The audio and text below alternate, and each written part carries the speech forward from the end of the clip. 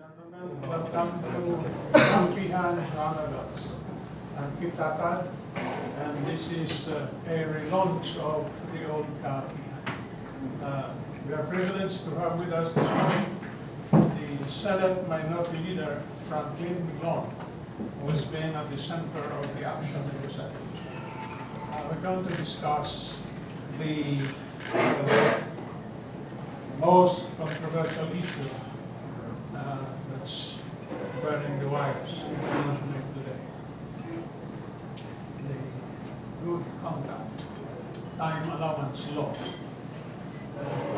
which has allowed close to 2,000 convicts to be released illegally and prematurely using this law.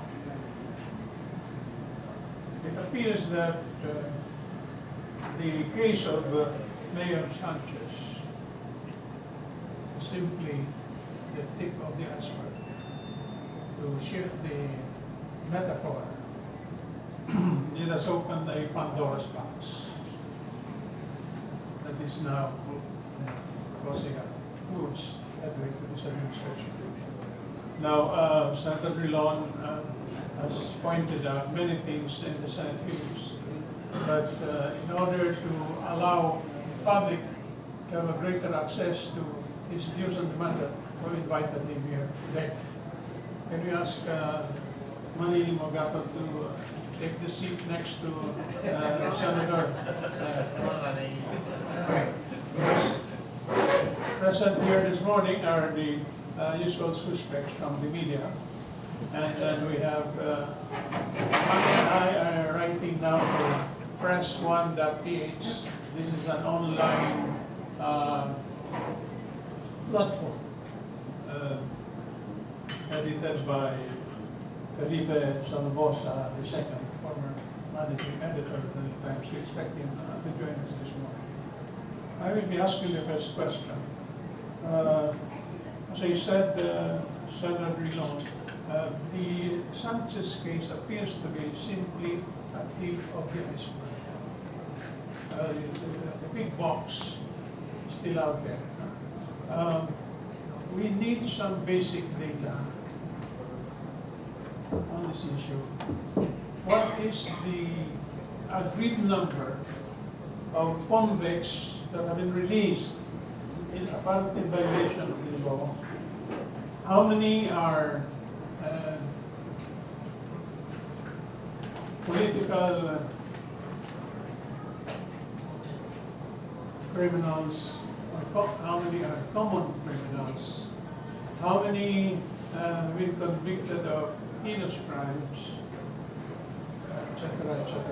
We need all this data. And is it possible to ask the government to provide the Senate a complete list of all those involved? Have you been given a complete list of the countries? Okay. Before I answer the question, maybe it is good for everybody. Before I answer the question, it is good to understand what this law is all about. That's great. It would appear that the impression of everyone is that the good conduct time allowance law is something that only happened yesterday. No. The time allowance for good conduct as a concept in our penal system has been there since 1932 when the revised penal code was enacted.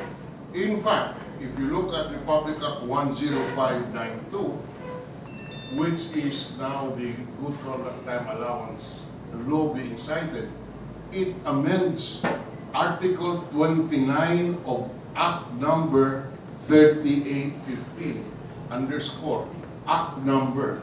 It means that because this refers to the revised penal code enacted before the Commonwealth, and the concept has already been there. Because this is the concept consistent with the system of restorative justice, or a justice that, or a penal system aimed towards the rehabilitation of the detained, of the person deprived of liberty. So it's a rehabilitation system. That is why one is given time allowance for good conduct. What did the Republic Act 10592 do in terms of the good conduct time allowance? It increased the number of days that you'll be entitled to as a reward for good behavior. That's the concept. So it has been there.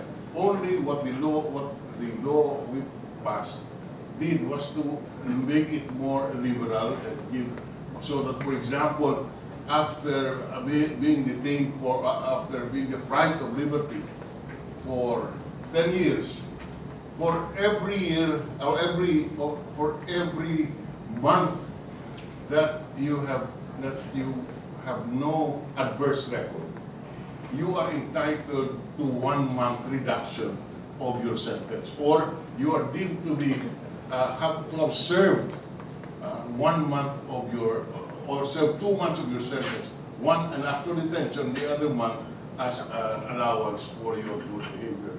That's how the concept works. Now, what was Republic Act 15922? As I said, it expanded the time allowance. But how did it originate? Congressman Rufus Rodriguez of the House said that originally, and he is correct, originally, Republic Act 1592 only covered those persons under preventive detention, meaning detention prisoners, those who are not yet convicted of the offense. And why was that the original intent? Because one of the reasons why our jail system or our jails are congested is that a lot of detention prisoners are awaiting final sentence. The justice system grinds so slow that even if you are charged with an offense, which say is punishable only by 2 years, you are already in detention for 3 years. And therefore, what the original intent of the law was, of the bill was, if you have already served as a detention prisoner, a time more than what you would suffer, even if you are finally convicted, then the law will say, release him or her because he has already served the sentence, even as a detention prisoner. You should credit that deprivation of liberty. But exclude from that system those exclude from that system recidivists, habitual delinquents, escapists, and persons charged with heinous crimes. They are excluded from the coverage of this act. Underscore that. They're charged with heinous crimes are excluded from the coverage of this act. That is the basis now for the assertion that Mayor Sanchez, since he was charged with, since he was found guilty of rape of a heinous crime, is excluded from this act. But those who are opposed to his availment of this benefit point out that the exclusion is in Section 1 and pertains only to preventive imprisonment. There is nothing in the law which allows exclusion of those who are serving final sentence, as distinguished from those who are under preventive imprisonment. And historically, what happened was, when the House of Representatives passed this, yes, indeed, it only pertains to preventive imprisonment. And that is the whole concept. That's why it's called, that's why it says excluded from the coverage of this act. What does the act cover? It only covers in preventive imprisonment. But the Senate, magagaling kami lahat, kasama na ako dun, okay, dinagdagan namin ng Section 3, which now covers an expansion of the time allowance granted to finally convicted prisoners. Admittedly, Section 3 of the law did not mention the exclusion of Heinous crimes. those guilty of heinous crimes. But the theory now and the exclusion of those charged, those guilty of heinous crimes arises from the spirit of the law. If Section 1 excludes from its coverage those who are merely charged of heinous offenses, when in fact at that point, they are still presumed innocent. How much more, where you are already convicted of a heinous crime, you should not be given the benefit of this law, because the intent is to exclude those who are guilty, who are charged with heinous offenses. If that is the purpose, if that is accepted as valid for preventive imprisonment, with more reason it should be valid when you are already convicted of heinous crime. That is where the issue arose. This I wanted to say that, because to put it in context, because many of us do not understand why this whole thing came about. So that is what it is. Now, to your question, how many are covered, have been released? Remember that this law covers ordinary crimes and common crimes and crimes which are classified as heinous crimes. We have not received officially any record in the Senate, and maybe I'll ask that in the hearing on Monday. But from the newspaper accounts, about 20,000 have been released, out of which, I think 22,000 have been released, out of which 1,914 are life-termers, meaning those who are sentenced to 40 years of prison. And another 11,000 are slated to be released. Let me repeat, however, that not all of them are life-termers. As you can see, 90% would be non-life-termers, and about 10% are life-termers. Because out of 22,000, 1,914 are life-termers. So that is where we are today. Of course, in the hearing the other night in the Senate, the suspicion that indeed there is so much corruption in the BUCOR, which enabled those who are not entitled to the coverage of this act, to the benefit of the good conduct time allowance, would be able to avail of it because of monetary consideration. That has always been the suspicion, and the first witness that came out last Thursday evening confirmed that. But even in my case, I had suspected that. But even without that anomaly, the incompetence of the Bureau of Correction people are so blatant and clear from the way the testimony unfolded in the Senate. For example, under the law, it is very clear that under the manual, there are listed no less than 45 violations which could deprive you of time allowance. Meaning, if you violate a rule, you cannot avail of the time allowance.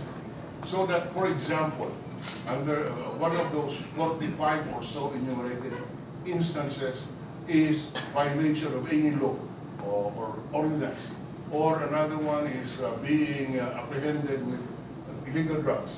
Or another one is not wearing prison uniforms.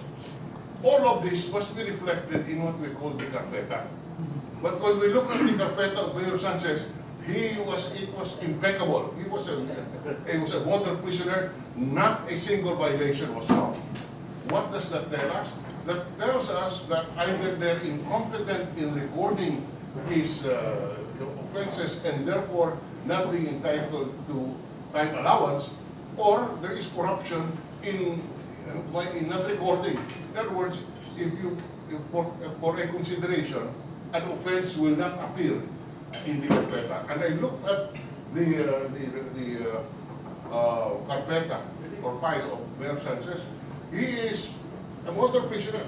But if you look at the manual, to be a model prisoner, you sit in a corner and wait for your term to expire, because every little act can be considered as a violation, and once you violate, you are not entitled to time allowance. Senator, you yes, express your confidence saying that Sanchez was earning more than 80 days credit while he was still being investigated.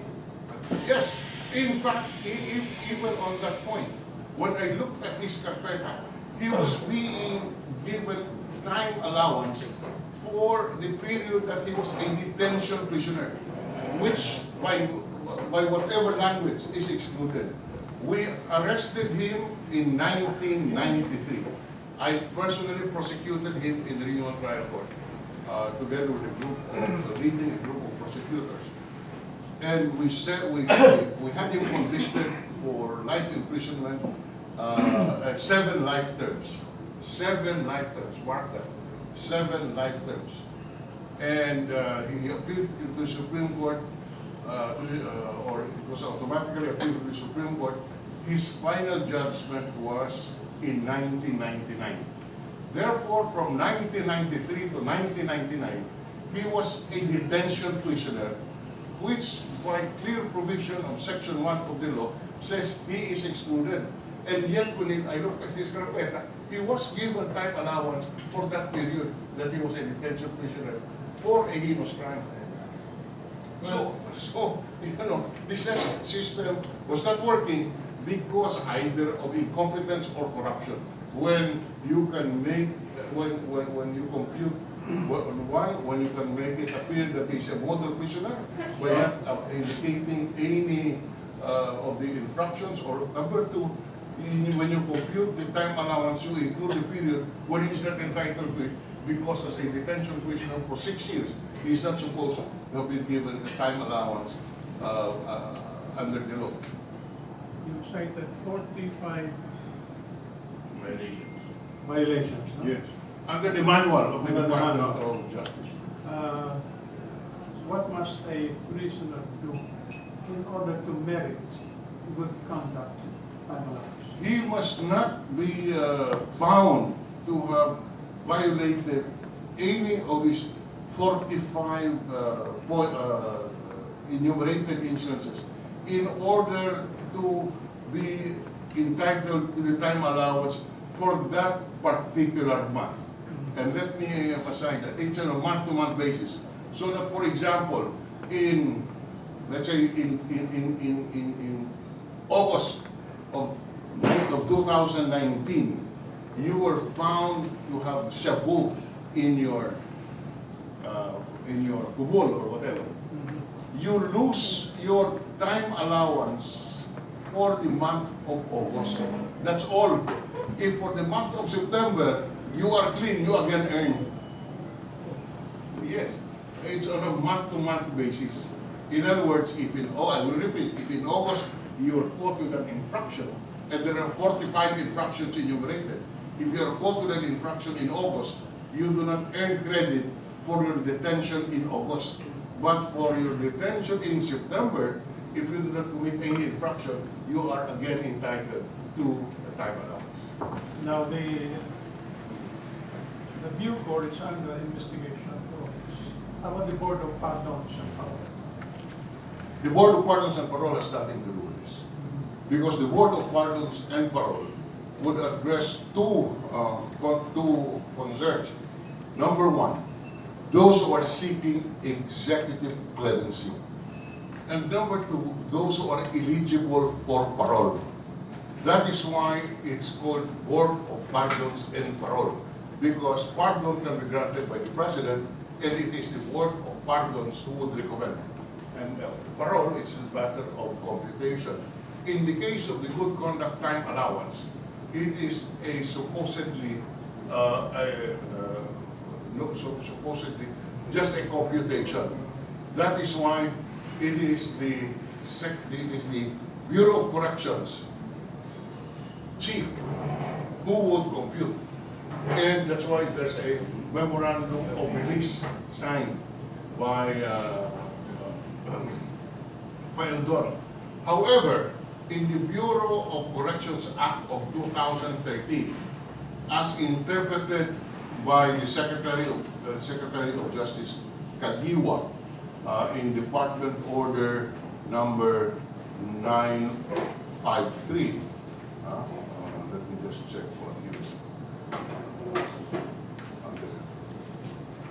There's a Department Order 953 dated 26 November 2015, issued by then Acting Secretary Kagiwa, now Justice Kagiwa. It very clearly states that, and let me read it, the authority of the Director General of the Bureau of Corrections to release national prisoners shall not apply to prisoners or inmates sentenced to life imprisonment or reclusion perpetua, or high-risk inmates whose release shall be, whose releases due to expired sentences shall only be implemented upon the approval of the Secretary of Justice. That is how, that is the Department Order 953. Meaning that those national prisoners who have completed their sentence, including time, good conduct time allowance, they have completed their sentence, the Bureau of Correction Director can release them, except that in the case of life termers, that release must be subject to the approval of the Secretary of Justice. That is very clear under Department Order number 953. Unfortunately, this is never followed. In the 840 or so instances when, Feldon released life termers, he did not secure a single authority. And for that matter, in fairness, none of those releases of the 1,914 were ever cleared by the Secretary of Justice in patent violation of Department Order number 953. The irony of this situation is this: when Feldon signed the memorandum of release, he cites as the basis Department Order 953, which precisely says to secure the clearance of the Secretary of Justice. But he just ordered the release, citing this as an basis. When I confronted him, I said, he said, I do not know about, I'm not aware of Department Order 953. I said, but your premise when you issued this memorandum of release is Department Order 953. So how can you say now that you are aware of this, and yet you cited this as your legal basis? Feldon has been fired. The president is now voted as saying he still has my confidence. What do you make of that? Those are matters of opinion. I'm just stating what the law is. Now, where does Panelo come into the picture? Well, you know, Panelo was my opposing counsel when we convicted Sanchez. I was the Secretary of Justice who led the term of prosecutors in order to, in prosecuting Sanchez, and we succeeded in imposing on him 7 life terms. Why 7 life terms? Because he and 6 of his cohorts or bodyguards conspired to rape and kill Ayala and Alan Gomez. And under the law, the act of one is the act of all. So that so that there were 7 life sentences imposed, and each one of them is guilty of 40 years. Theoretically, Sanchez would have to serve 280 years each. But there is the so-called threefold rule under revised penal code. Threefold rule, which says that the maximum imprisonment that you can impose is 40 years. You cannot make the guy suffer for 280 years. Anyway, going back. So, we prosecuted, I was the Secretary of Justice, we prosecuted Antonio Sanchez. The lawyer of Antonio Sanchez was Salvador Panelo. Yes. Now, while he was lawyering, he was a member of the legal profession, it's certainly his perfect right to now. In this particular case, however, I think discretion, the better part of discretion, should have made him refrain from signing that letter. On the face of the letter, it is indeed a simple referral. But 2 things that are obvious. Number 1, when you sign your name using a Malacanang letterhead, iba ang dating nun. Iba ang dating. He could have, if he could have directed the chief of the record section to say endorse this to the Board of Pardons and Parole. He did not have signed it. The better part of prudence should be that, alright, baka mapuna pa ako rito. Lalo na siya po ang abogado ni Mayor Sanchez. And that really creates the impression, and I underscore that, creates the impression that he was lawyering for Sanchez. Unfair, but inevitable conclusion because of his previous role when we prosecuted Sanchez. In support of that, Mr. Senator, the observation is being made by some sectors that the office of the President and the office of Presidential Legal Counsel has no role to play in this matter. The letter was written by the daughter of Sanchez, addressed to the Board of Pardons and Parole. Saan pumasok yung Malacanang dyan? Hindi dahil... Siguro dahil sa nalathala naman na si Antonio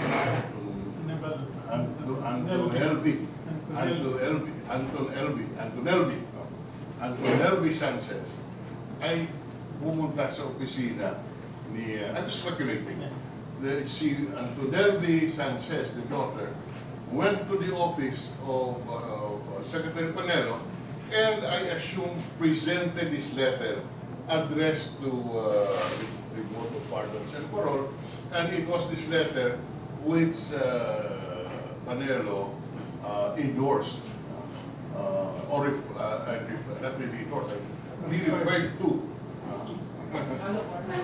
Endorsed, yes. That's why I was saying maybe prudence would have dictated that he should have let the chief of the record section endorse it. Because that is not unusual. In the bureaucracy kit, as you recall, nakalagay yan, first endorsement, respectfully endorsed to this and that office, etc., the enclosed letter, etc., etc., signed by the chief of the record section. It only means that you're referring it to the office for appropriate action. In this particular case, given the background of Secretary Panelo as the lawyer of Sanchez, hindsight should tell him that mali yung endorsement ang pag-endorse niya. dapat pinabayaan niya na lang ang kanyang, let's say head of the record section to endorse the letter so that walang masabi ang word of pardons na they're being pressured. We'll invite the media to ask the Senator questions. Manny? Philip Lustre. Mr. Senator, do you feel Secretary Canelo should resign his post out of delicatessa or whatever? Being a presidential legal counsel, you know, the relationship between a lawyer and a client is personal. The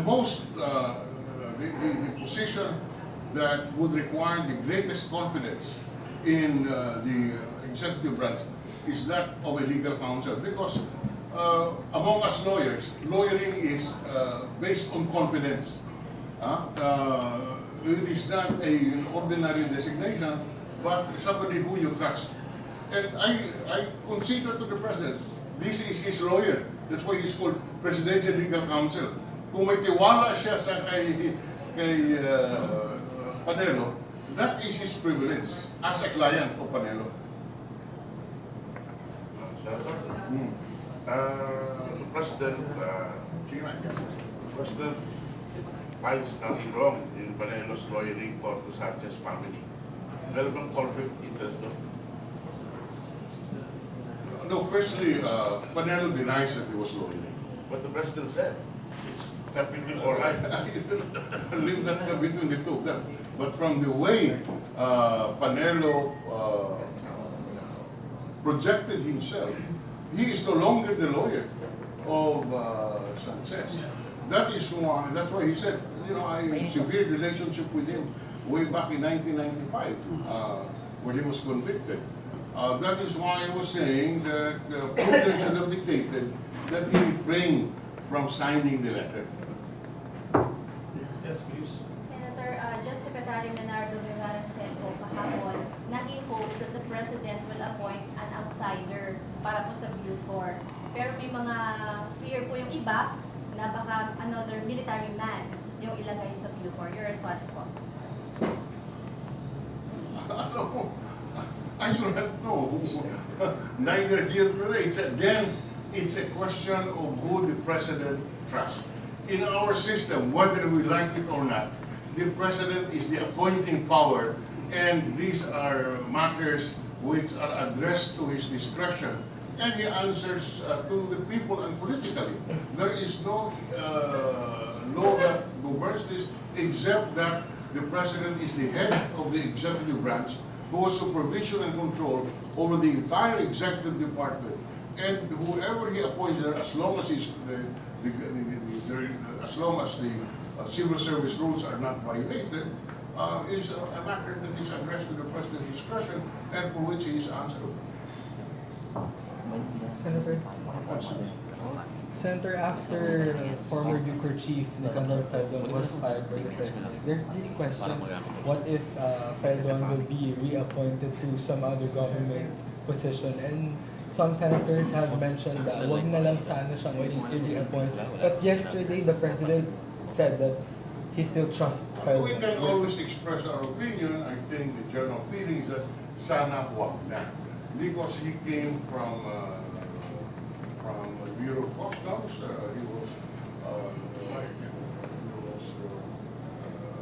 tons of shabu disappeared.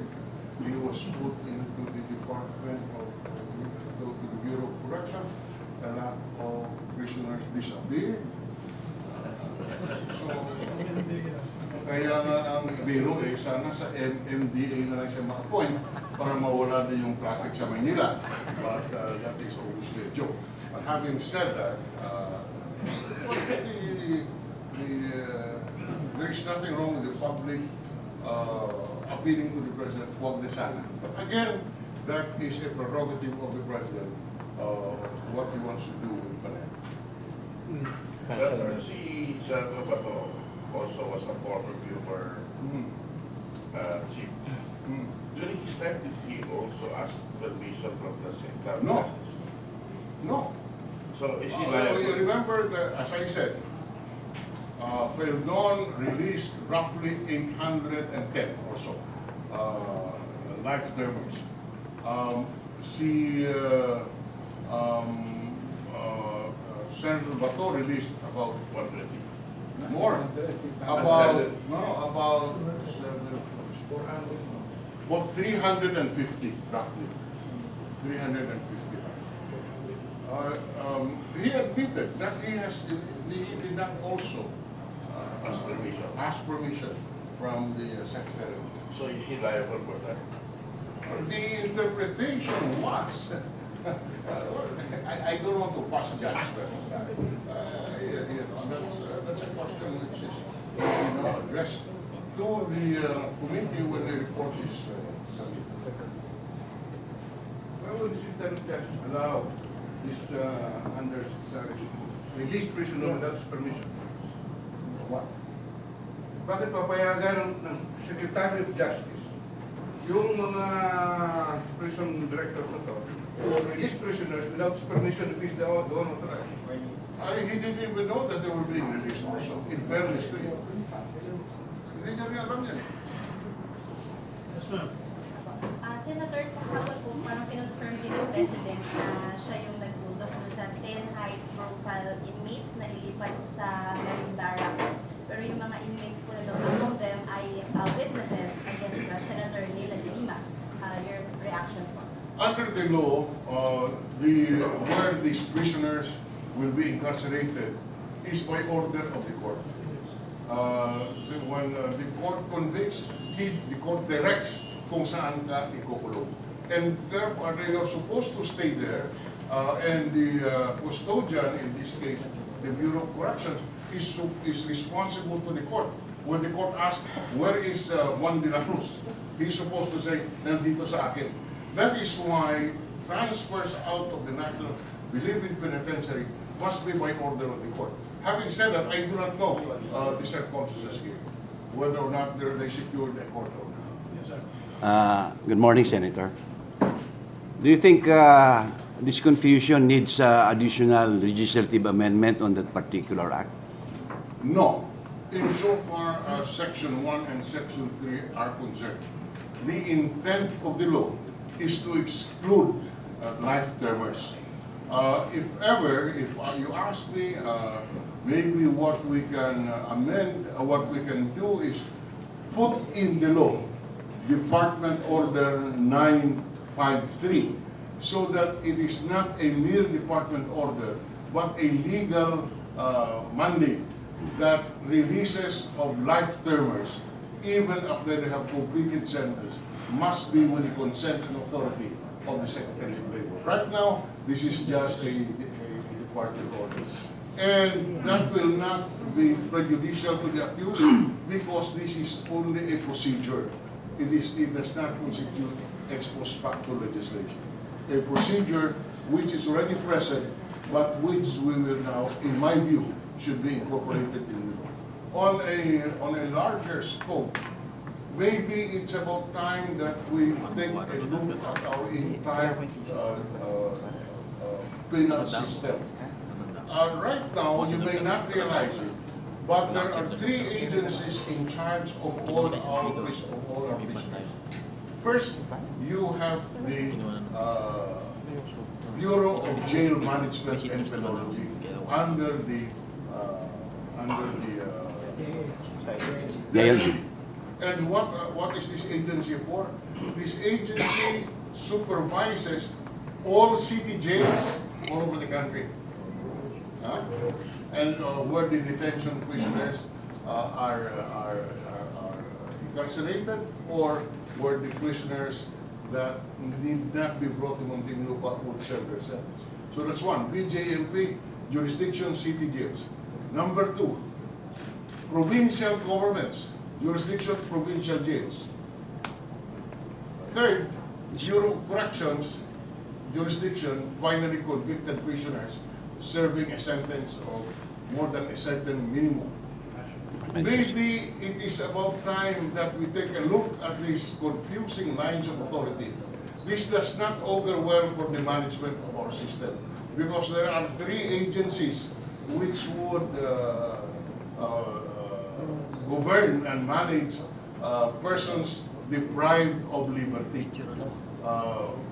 so that, for example, there was a case in the Supreme Court involving a provincial warden who released a prisoner because, according to the provincial warden, he has completed his service of sentence, taking into account the good conduct time allowance law. The court said, Mr. Warden, you are wrong. It should be the Bureau of Correction who should release this prisoner. And therefore, the prisoner was put back in jail. This only indicates really the confusing lines of authority in our penal system. And therefore, one of the things we should now consider is the putting this in order. Second policy issue is maybe it's time that we regionalize our penal system. Right now, you have, I don't know how many, thousands upon thousands of national prisoners, all in Muntinlupa and in the penal colonies. If indeed we're going to maintain the reformatory system, we should have regional prison houses. Why? This would enable the prisoner to be visited by the relatives. Ano ba kung may nakakulong dyan na taga Iloilo? Yung mga taga Iloilo, bumabasahe po ang mga mag-anak para pumunta sa Muntinlupa. Why can we not have regional centers? Maybe in about just 3 regions in the country where it will be easier to visit the inmate, because again, this is part of the reformatory system. And maybe better supervision. So this, and then Senator Soto also filed a bill which would establish a maximum prison facility like the Alcatraz, where you isolate the maximum security prisoners. So all of this will be studied, maybe not in the committee report, but as part of the effort to reform our penal system. Okay, Senator Cathy Cruz po from DZEC sa lang ating Katipunan at tuklasinnatin.com. Gusto ko lang balikan yung statement nyo kanina. May binanggit po kayo, may kasalanan din po ang nakaraang Senado dito sa batas na ito. Hindi po ba may... Sige, okay. tapusin ko na yan. Opo. Pero kumbaga nakikita po kasi natin even during dun sa committee hearing po, nakikita po natin na may mga ang dami pong gray areas. Kaya po ang impact ngayon, ganito po ngayon ang nangyari. Now, hindi po ba sinadya to? Pasensya na po sa tanong ko, pero this is also the message of the Filipino listeners sa programa namin. Hindi po ba ito nagkaroon ng pagsadya sa hanay po ng mga senador dahil hindi malayo na may mga senador din na makikinabang dito. Let's say for example, Isa ako Senator sa mga Drilon. senador na bumoto. Ako isa sa mga senador na bumoto. Wala akong pakinabang dyan. Hindi exact fair to say na nakinabang ang mga senador. How about Senator De Lima, sir? Sino? De Lima. Senator De Lima, you are so unfair because Senator De Lima was not even a senator in 2013. At least clarify. Senator Drilon. Apo. Sir, ay, good morning, sir. Sir, ano pong inaasahan sa Monday? Ano pong, will there be new witnesses? And a follow-up question lang po, pwede po bang i-consider si Yoli and as a to be a witness? Is she a credible witness? No, she's a witness. I mean, will she be placed under the witness protection program? May ganun Well, ba na- she is, I assume, I was not there during that hearing, but I assume that she is given immunity by the committee. And if not, yes, that is a proper remedy. She's given an immunity.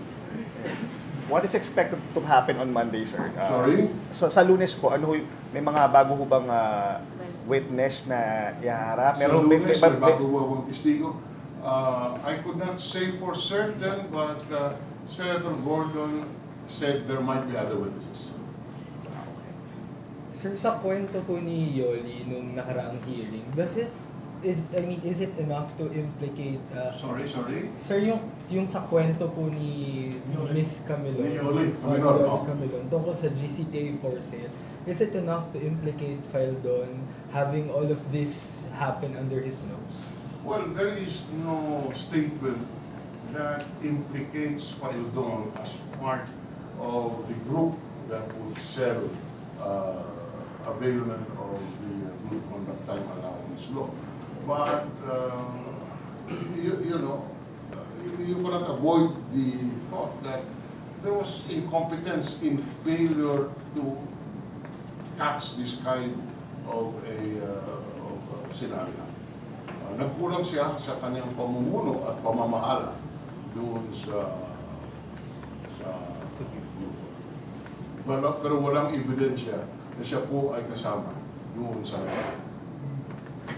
Sir, may sinabi si Attorney Estelito Mendoza na yung legislature po ba, sir, kaya i-supersede yung ruling ng Supreme Court? na ano daw?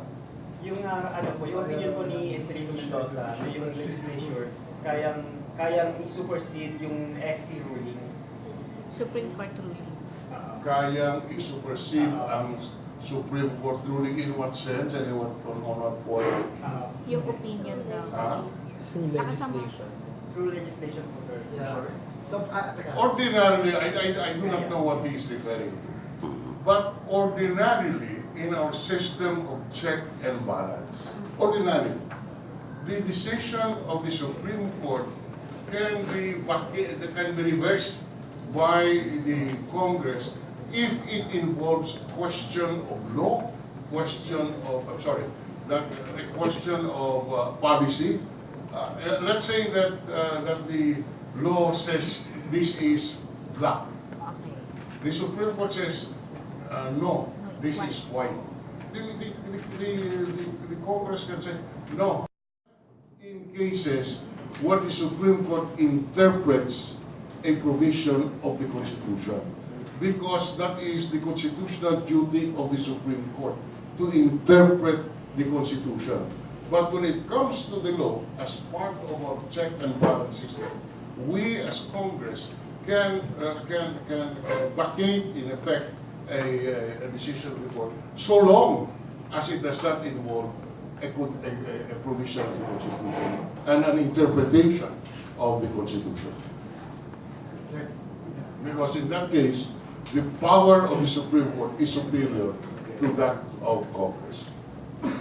sir, based on your experience, DOJ Secretary, Legal Secretary sa domain, itong mess ng GCTA, a case of incompetence or corruption? No, you give me not many choices, either incompetence or corruption. Or both? All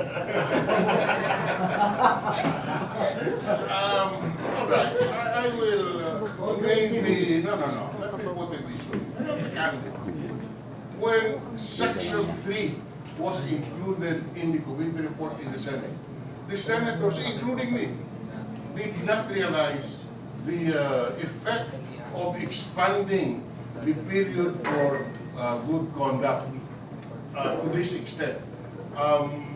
You know, my calculation is that for one who was sentenced to life imprisonment or 40 years, mabuti na yung with the good conduct time allowance, baka aabot ka na ng 15 years or at the most 20 years.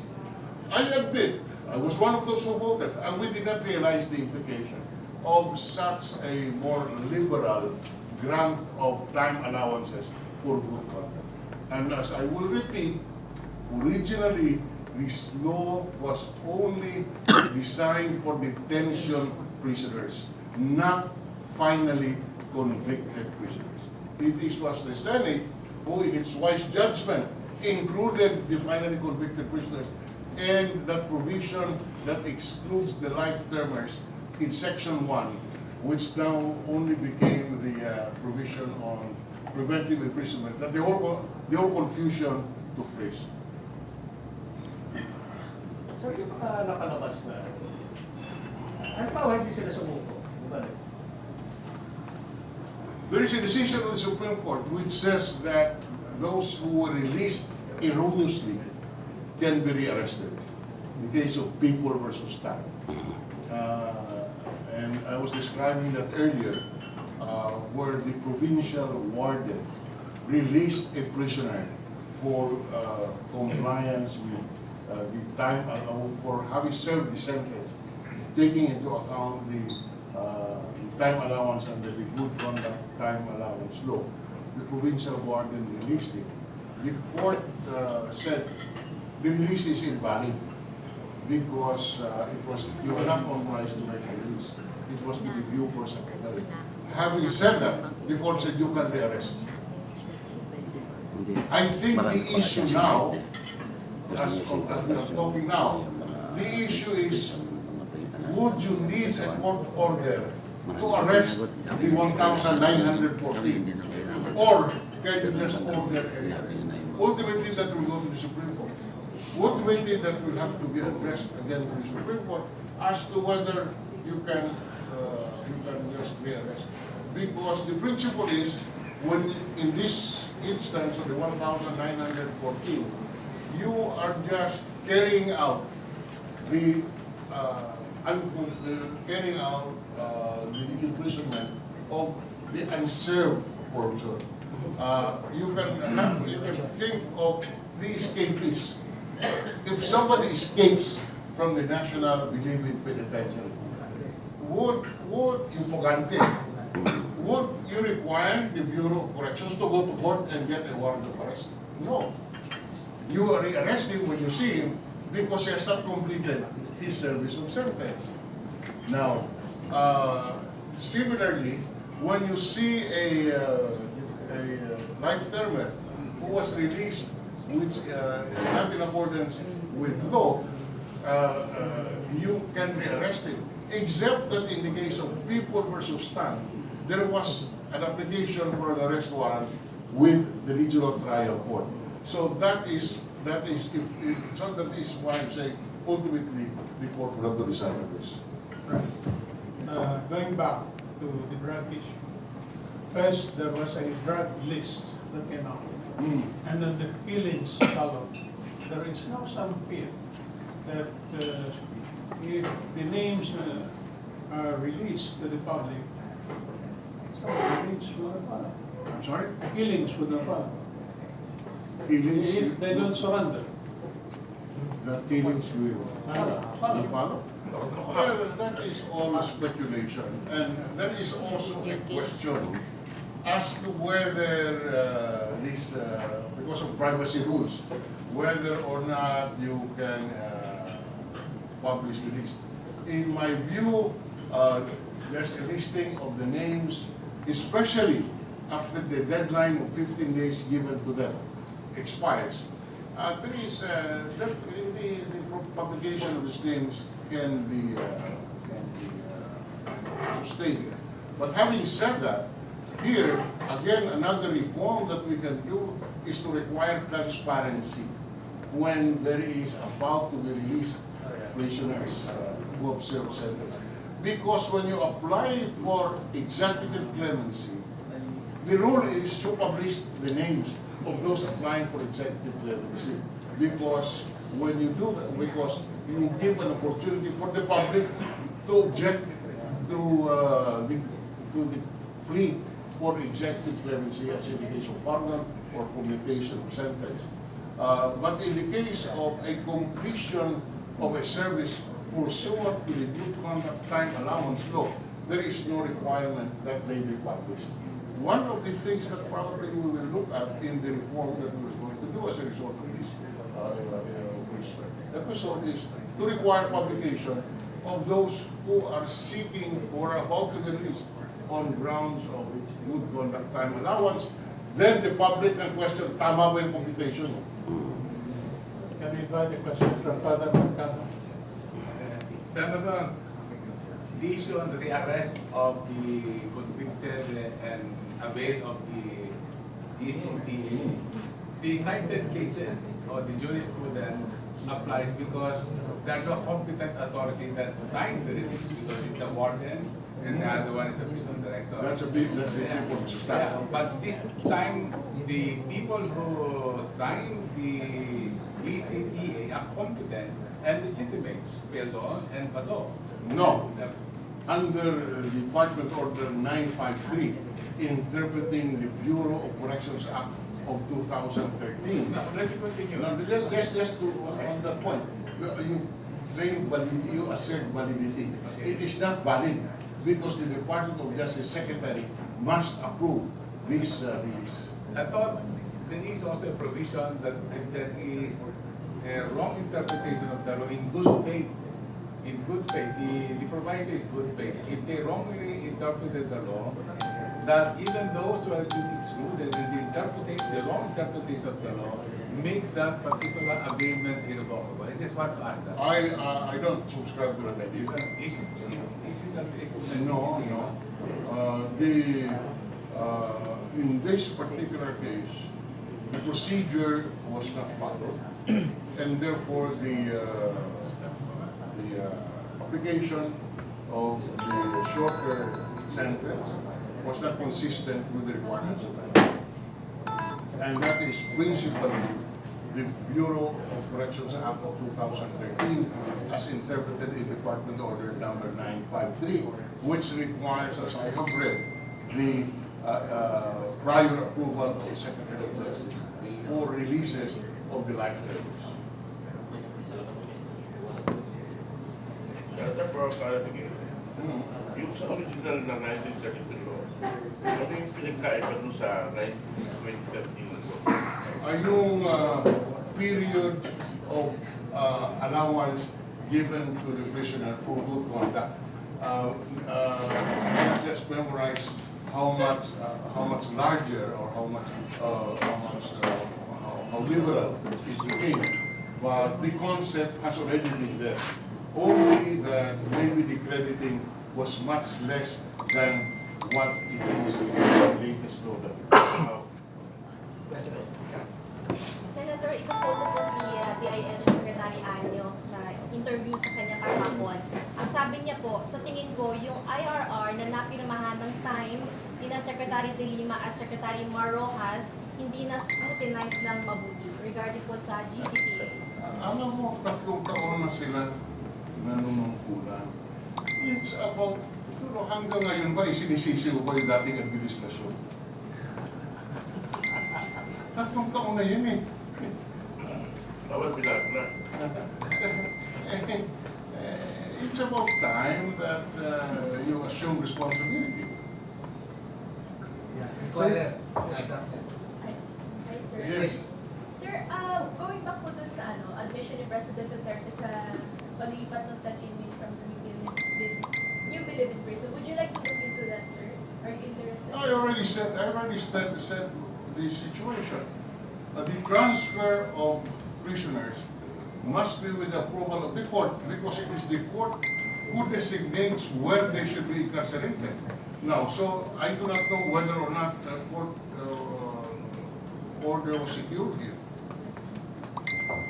Sir, clarification lang po dun kanina sa sinabi na that you admit yung Section 1 and Section 3 of the RA 10592 caused confusion in the implementation of the GCTA. But you've mentioned earlier than that na kung i-amend, hindi naman kailangan i-amend yung Section 1 and 3. Yeah, because hindi mo kailangan i-amend because under Section 1 and 3, maliwanag naman na ang the spirit of the law is that if those who are simply charged with heinous crimes are excluded from the coverage of the law, how much more if you are already convicted? You see, if you are charged or excluded, ngayon convicted ka na, kasama ka na. That's no logic. That's an absurdity which is abhorred by the law. You cannot interpret the law to lead to absurd conclusions. That is a basic rule. So if you interpret the law and say, you are charged, you are excluded from the coverage, now you are convicted, kasama ka na. So that's absurd. And the law does not allow the absurdity of the interpretation. So certainly i-amend po, ang isasama lang yung pushing for transparency in yung Department Order 953. Yes, and that's my view. Of course, I'm just one of the 24. Philip, Yung GCTA, that has been enacted because of jail congestion. Yes, that's correct. Of jail congestion, particularly of detention prisoners. Kagaya dito sa Quezon City. Yung meron ako nabasa na 7 times yung facility natin is Yes. only good for 30,000 nationwide. Yes. For 30 to 40,000, and yet we have nearly 200,000. That's correct. That's correct. Ngayon, it's a question of infrastructure. Walang gumagalaw kasi yung mga facilities natin, pre-one pa eh. I agree. I will not debate with that. We should. In fact, one of the things that I will look at in the budget of the DILG when it comes to the Senate tomorrow is what is a provision here that would allow more facilities to be constructed for detention prisoners. And by the way, the concept of trying to decongest the jail, I also had a law passed where there are sentences which are based on the value of the property stolen or estafa. So that it depends on depends on the value of the property stolen, the amount of money estafa, or something like estafa. But these values were based in 1932 values. And therefore, 200 peso theft can merit you 20 years.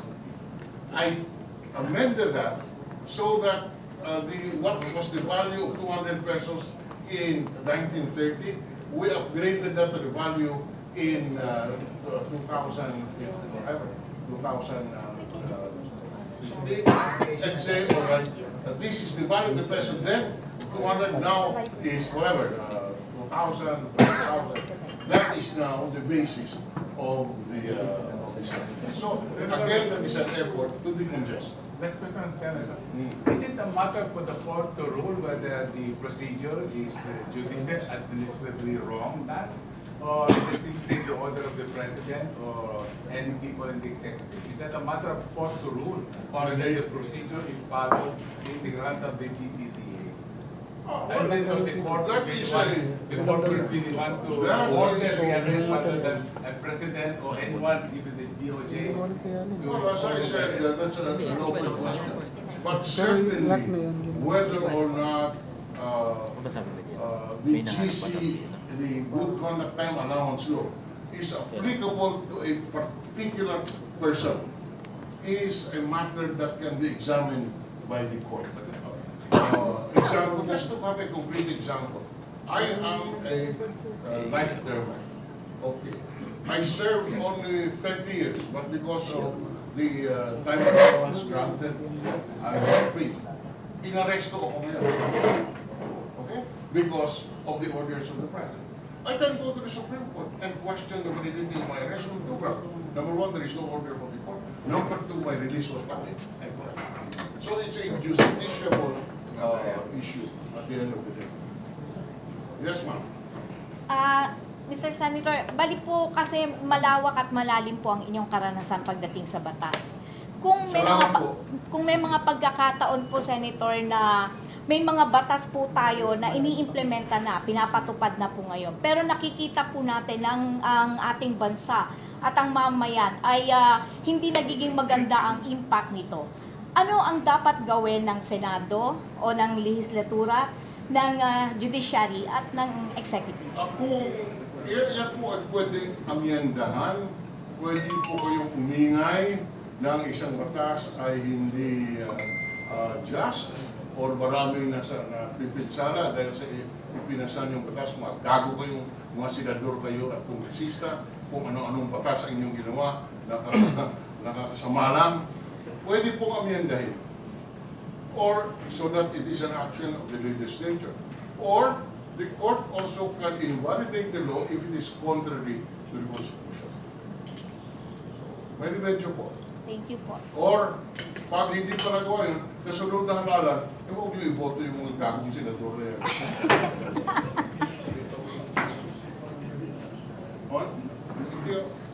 Pagdating sa foreign relationship, hindi ko alam yan. I do not, I plead incompetence and unfamiliarity. So I find, I'm sorry that. Pero nag proposal kayo na gumawa ng mga facilities, hindi pa pwede tignan yung mga drug rehab na ginawa sa Revesilla, sa hindi naman nag-count eh. Ayun, palagi ko, 10,000. 10,000, di ba? 10,000 people. Maraming tao. Yes. Pero sa pag-aalala ko, hindi ito public fund. Somebody donated it. Chinese fund. Huh? Chinese fund. Well, it can be in the operation of these facilities. There is a valid subject of inquiry during the budget hearings. Kasi tanungin natin kung kahit po hindi public funds ang ginamit para ipatayo itong mga facilities na ito, yun po bang maintenance ay public funds? And therefore, it is a valid inquiry when we discuss the budget. Sayang, pwede magamit. 10,000 yun. Sure. Okay, very good. Next question. Sir, anong pwedeng remedial issue? Hindi mo masara is tariffication law. Hindi bumaba ng todo ang presyo ng bigas. Ang bumagsak ng presyo ng todo ay palay.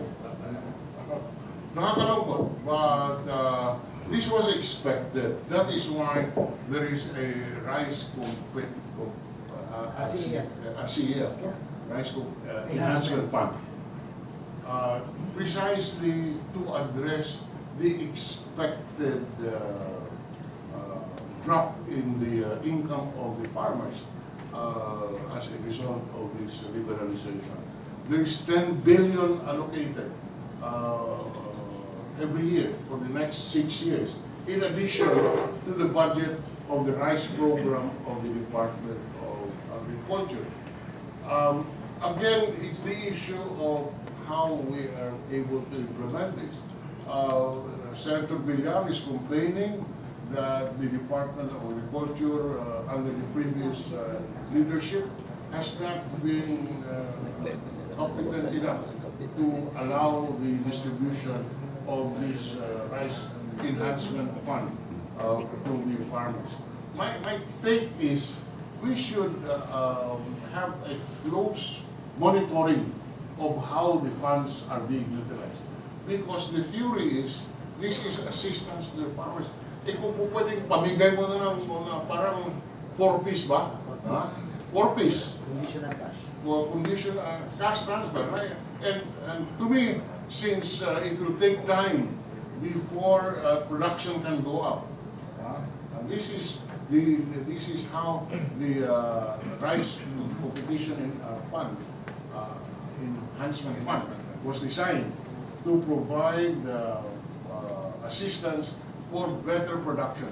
In the meantime that this is being implemented, I would push that the whatever is amount, 5 billion, 10 billion, which is for today, be distributed to our farmers in the concept of the Pangtawid Pamilyang Pilipino program, so that the assistance is direct. Other matters. And next year, probably we can continue this, but at the same time, put in place the necessary practices and infrastructure to enhance the production of our farmers. But in the meantime, I would push that the RCEF be used as in the manner that the 4-piece program is being implemented. One last question. Sir, reaction lang po. The budget for the Office of the President, Office of the Vice President, and the ICT, yung budget po for the Office of the President, OVP, and the ICT have swiftly passed the House Committee on Appropriations, saying that these government agencies were given courtesy as co-equal branch of government and with heads who are former members of the Congress. Will the Senate give the same courtesy po? We always, and Senator Tatad can confirm this, we always scrutinize the budget. But admittedly, there are certain traditional practices which are recognized. Respect, for example, to the co-equal branch is a concept that is also considered. But it doesn't prevent us from making closer inquiries. Are we going to look into yung mas mataas na yung intelligence budget for the Office of the President? You know, we will examine everything. Sir, do you have some comments on the recent trip of President Duterte in China? Do you have some comments, observation? I don't want to comment. Davao na lang siguro.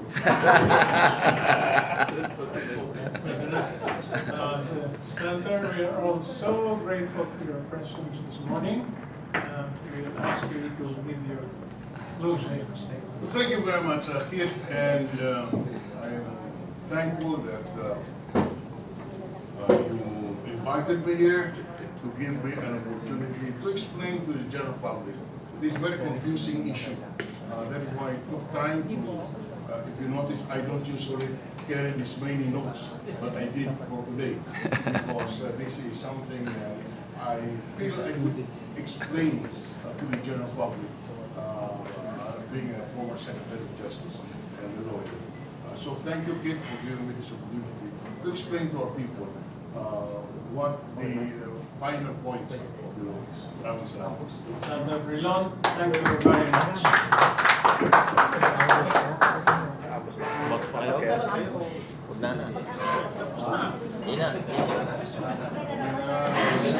Okay na yun, wala phone na din mo. Alis na.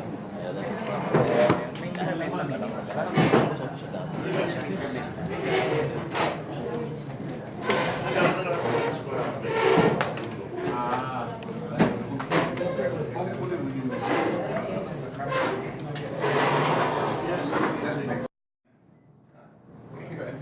sinisisi niya ang PSG. Magkakaroon sa kanila, sabi niya, this is a security lapse. Pasensya ng PSG niya. Di ba sinabi niya?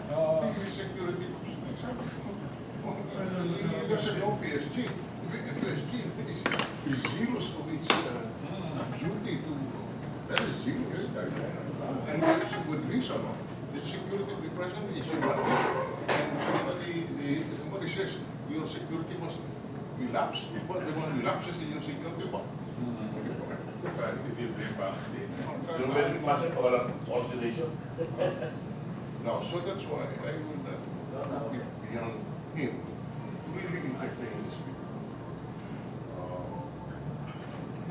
That is why he signed. Which he did.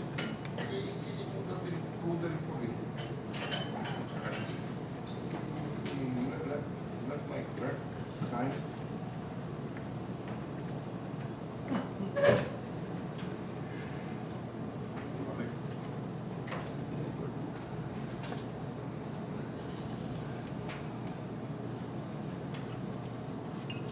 What is the agreed number? Sorry? What is the agreed number of convicts? On the convict subject to lifetimers, lifetimers, meaning those sentenced 40 years or more, or 40 years, is 1,914. That's the exact number. Of course, there were more than that released. You talk of a figure of 20,000, out of which 1,914 are life terms. So the rest are ordinary Prisoners. convicts. And then they're talking about 11,000 more. 30,000. That is why, you know, I'll tell you later on of the record of how the history was. Okay, anyway. Okay. Tama si Lupus Rodriguez. Sir, kasalanan ng Senado itong batas na ito. Originally, just by way of your background, so that we understand what the progress is. Originally, the bill filed in the House of Representatives was only to address detention prisoners.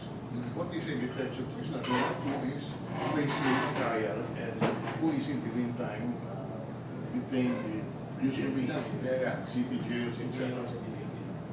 what was being addressed was the issue of detention prisoners being detained for periods longer than what they would have been sentenced to. So that if they've been staying in detention for 4 years, 5 years, but their sentence, even the maximum, would only give them 4 years. It is equitable that they should be allowed to leave. So that even if they are convicted, they've already served. That is why there is credit for that. And then that is why but it excluded from its coverage detention prisoners charged with oh, Pepe, Yes, sir. I saw your son better looking than you are. Of course, the young man. Not better looking, I tell you, honestly. That's evolution naman, Senator. Yeah. You believe in evolution, improvement of the human species. Well, he's not capable of that. Anyway.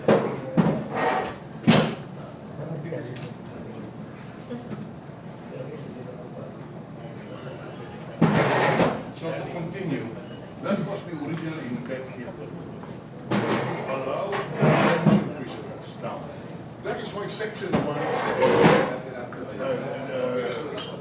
but you excluded those life termers or those who are charged with heinous crimes. Those who are charged with heinous crimes are not covered by this act. Yeah, but you know, right? It's very clear. By this act, it's very clear. Unfortunately, that is found in Section 1 only. Section 1, which only talks about the preventive imprisonment. Right.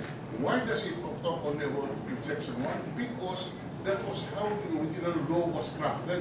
That's why when you say act, it refers to, it covers only detention prisoners. Unfortunately, masyado kami marurunong sa Senado.